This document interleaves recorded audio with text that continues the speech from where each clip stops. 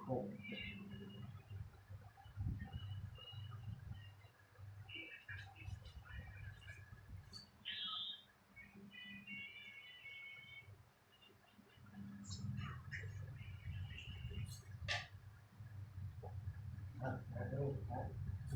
บางกอก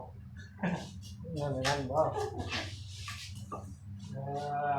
คือได้ใส่ปลาแล้วใช่ไหมไม่ต้องว่าอะไรตัวอยู่บอกได้แล้ววันโอ้โอ้ต้องพักกันเลยพอจะพูดแล้วแต่เวลาเราพูดแล้วยังไม่ได้โอ้สกุลโอ้ยเด้อเด้อสองคนเนาะมาลงมาลงโอ้ผมว่าได้ไม่ว่าเป็นที่ไทยมันไหลยุ่งเป็นที่ไทยไหลไป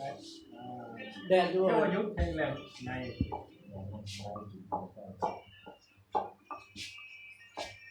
แดดมันมีหยอดอยู่เนี่ยยืดเลย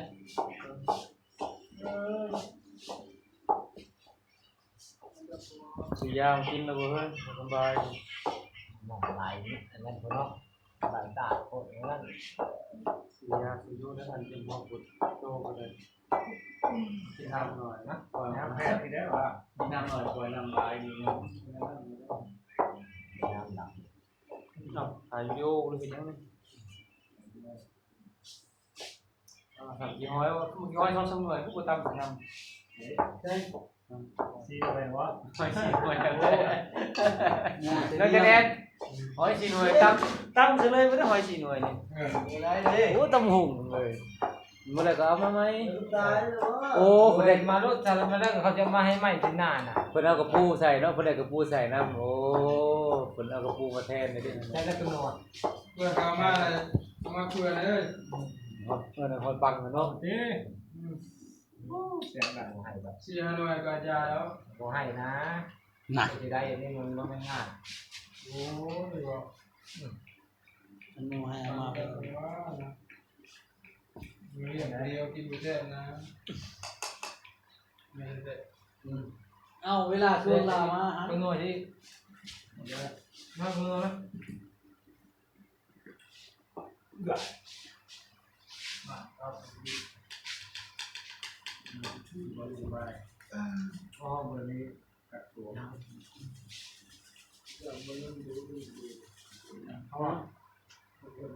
ตามโดนหน่อยเยอะนี่นะ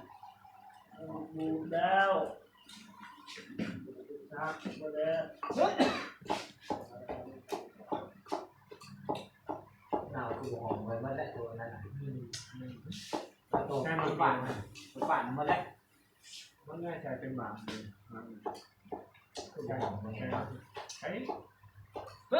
กาแฟใบมันหอมใบเนี่ยเวลาเขาใส่ลาบใส่หน่อยกับใบมะนาวไม่ใช่ใบมะนาวขมใช่ใบขี้หูใบอ่อนๆนะใส่ดิบลองใส่ลาบตรงไหนซอยอย่างมันเห็นก้อยเห็นน้ำมันใส่ใบขี้หูเนื้อด้วยใส่เนาะดูอยู่จับอย่างนี้ผมดอกอ๋อ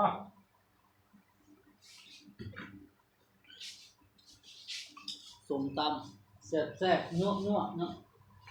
กินเลยสวงนอนนะเจ้าชอบเหมือนมันบอกได้เลยวะอย่าเลยเฮ้ยดังแล้วนอนอยู่ดิอุ้ยนอนเลยจำใช่ยัดให้ยัดชุดเลยโจ๊กเป็นตัวยูเลยไก่ปูตัวยู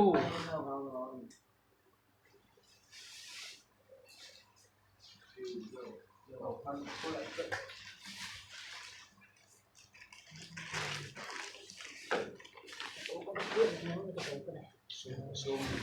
ป็นแรงโมเมนต์ขึ้นบ่ถึงจัง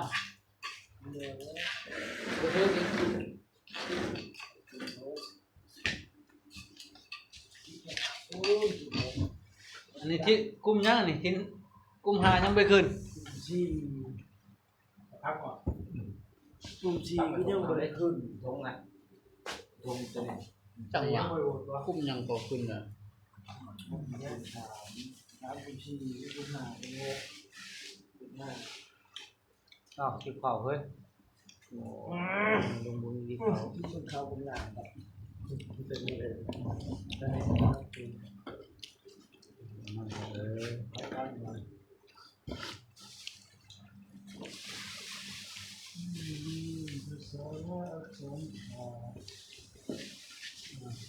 ทานนี่เลย